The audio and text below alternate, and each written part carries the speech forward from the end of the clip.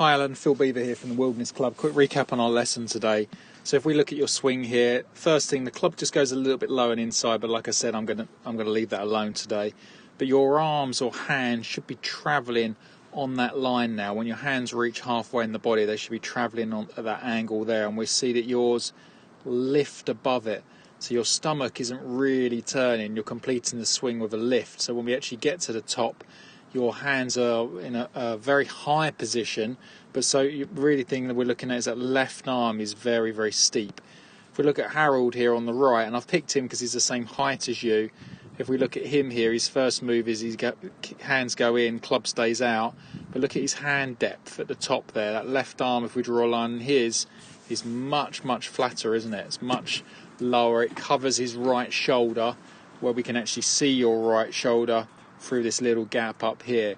Now, because you're so high at the top, your first move unfortunately is going to be this way, in which we call over the top, and we can see that now when you come down at this halfway stage, your shaft is nearly vertical coming down, where if you look at Harold here on the right, you'll see his club's going to move on a nice shallow angle coming down because he's gone back good, and his club actually cuts through his right forearm. So they're massively different angles and positions there. Now he can only swing from the inside, as if he was to kick a ball or hit a tennis ball over the net, we'd swing from the inside, where yours we can only swing from the left and outside. If we just run down there, you can see now it's very across, can't really hit it hard because it's going to go all over the place, and that's why you're hitting it so low as well, because you're sort of trapping it against the grass. So I gave you a depth practice swing to get your hands a bit lower and deeper, and that gave you the feeling then that you're coming from the inside, and then we just want to exit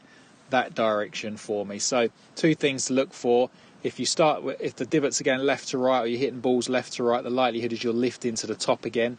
And then if you're overdrawing the ball, or it's coming out a little bit low, the likelihood is that follow through is just a bit too left.